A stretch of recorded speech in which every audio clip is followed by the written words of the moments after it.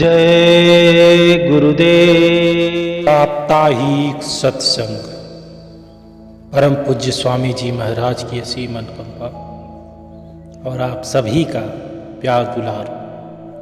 हमारा यह संस्करण साप्ताहिक सत्संग जो सोमवार के दिन प्रकाशित किया जाता है, ये थोड़ा लंबा होता है। हमारा एक छोटा सा उद्देश्य कि संत महापुरुषों की जो वाणी लिपिबद्ध है उसको मात्र अपनी आवाज़ दे करके आपके सम्मुख प्रस्तुत किया जाए, जिससे आप उन महापुरुषों की अमीट वाणी को अपने संत मार्ग में, सत्य मार्ग में लाभ ले सकें। जय गुरुदेव।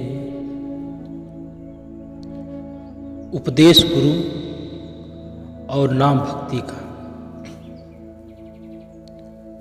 परम पूज्य स्वामी जी महाराज कहते हैं कि हे पुरुष, जो ताकत मुक्ति देती है, जिसको नाम कहते हैं, वह तुम्हारे हर एक व्यक्ति के अंदर है। हर आदमी के अंदर वह शक्ति विद्यमान है, लेकिन यह उजाड़ पहाड़ और नदी जंगल में ढूंढता है यह मनुष्य। अंदर की आंख खोलो, अंदर के कान खोलो, शब्द को सुनो, वह नाम है। वह सबको प्यारा है। जब लोग उससे प्यार करेंगे, वह सारी दुनिया के लिए एक ही है। जब लोग उसको खोजने निकले, हिंदुओं, मुसलमानों, सिख सबके अंदर होगा। जब लोग महसूस करेंगे, तब यह दौलत सबको प्राप्त हो।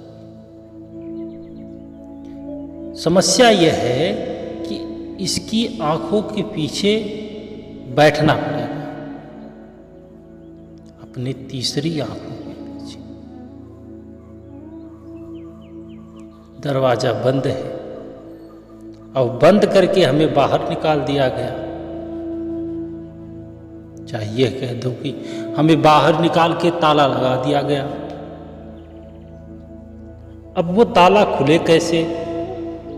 खुलेगा किसी संत महात्मा, किसी गुरु या संत के पास जाओगे, वह तुम्हारे कान खोलेंगे, वह तुम्हारा ताला खोल देंगे। जिस वक्त शब्द सुनाई देने लग जाए, रस आएगा, मन इंद्रिया काबू में आ जाएंगी, शांति आ जाएगी।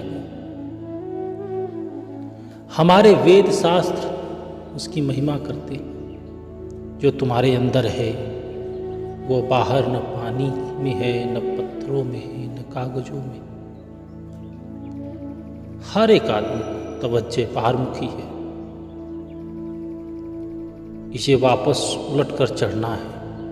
जो तवज्जो दुनिया के पदार्थों में खोजते हैं, उसको उलट और अंदर से।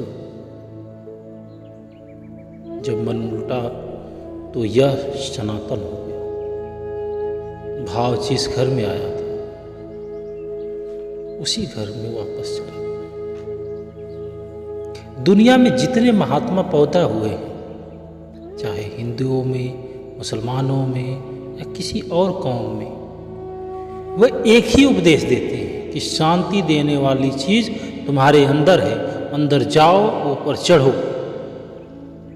जब तक रूह अंदर न जाए, नाम की लज्जत नहीं आती। चाहे करोड़ों साल, बल्कि करोड़ों जन्मों तक बैठ करके तुम तपस्या करते रहो। जब रूह रूहानी मंडलों पर जाएगी, तभी मुक्ति मिलेगी। अगर नाम की दौलत लेनी है तो सबसे पहले सतगुरु का सत्संग सुनो। बिना सत्संग के कोई बात समझ में नहीं आएगी। जब सत्संग सुनोगे तो सारी चीजें समझ में आने लगेगी। अंदर चढ़कर पर्दा खोल लो। सारी गलतियां, सारे भ्रम, सारी गलत फहमी सत्संग से दूर हो सकती है। बिना सत्संग के अंदर की आंख नहीं खुलती। जब सतगुरु की शरण में आ जाओ, फिर अपने आप को उसके ऊपर कुर्बान कर दो, यानी अपने आप को उसके हवाले कर दो। सतगुरु किसी को तकलीफ नहीं देता।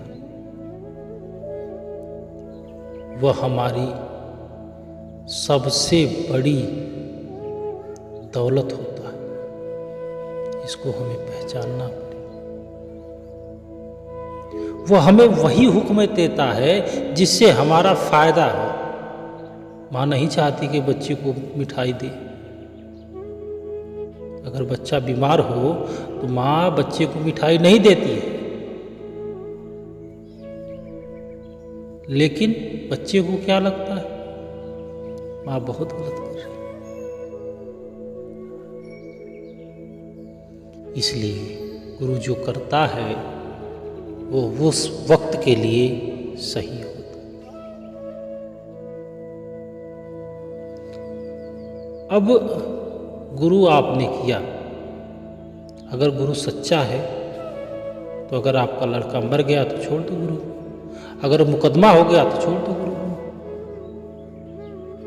हम सब कुछ दूर दरगाह में लिख कर आए, वह न बढ़ेगा न घटेगा।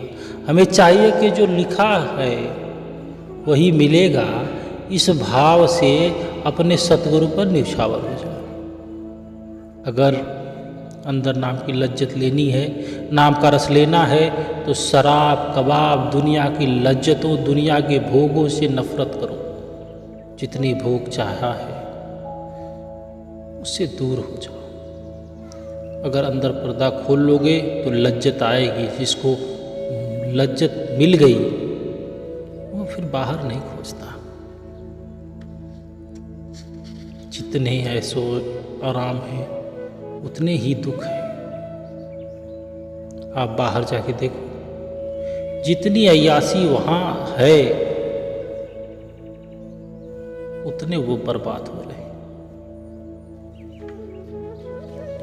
जो ऐसो आराम करने वाले हैं वे जंगलों में बैठे हुए, यानी जो महिलाएं फलों का रस पीती हैं, आज उन्हें नदी का पानी भी नहीं मिलता। जिक्र है कि यमुनाबाद में एक मालिक भागो था। उसने अपने पिता का श्राद्ध किया, दूर दूर से संत महात्मा बुलाए और भोजन कराया। उधर गुरु नानक देव जी यमुनाबाद में मौजूद थे। आप लोग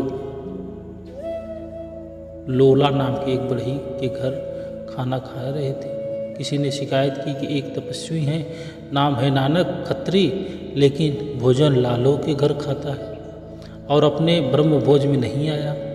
मालिक भोगों ने गुरु नानक देव जी को बुलावा।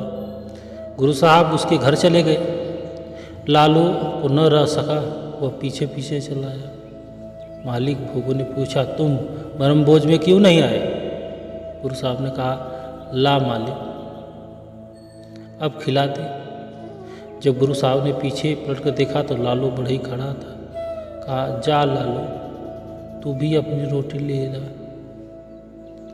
लालू दौड़ा दौड़ा गया और जाकर ओधे की रोटी और बिना नमक का साग ले आया।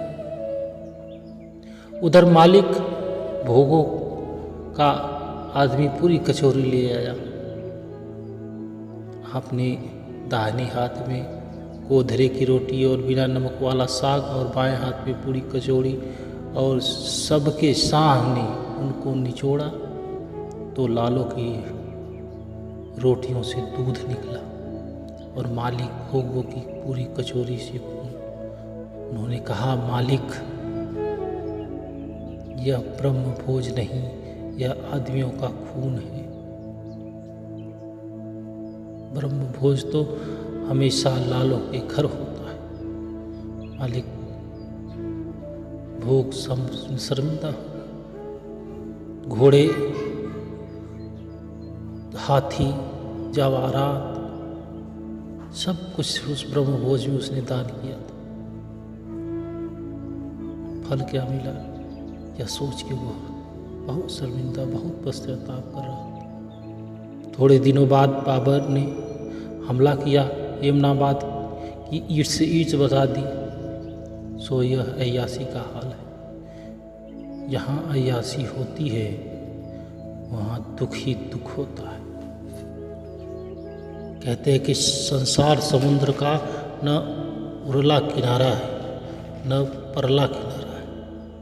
इसमें जीव डूबा हुआ गोते खा रहा है। बिना गुरु के इस संसार समुद्र से कोई पार नहीं हो सकता। गुरु क्या दवाई देता है कि तेरे अंदर नाम है, नाम की कमाई कर, सूरत को शब्द के साथ जोड़ दे। बिना नाम की शांति नहीं आती। इसलिए हमारे साथ जाने वाले अगर कोई भी वक्त उस नाम का सुमिरन करेगा तो उसको जरूर वह नाम की दौलत मिलेगी। गुरुदेव।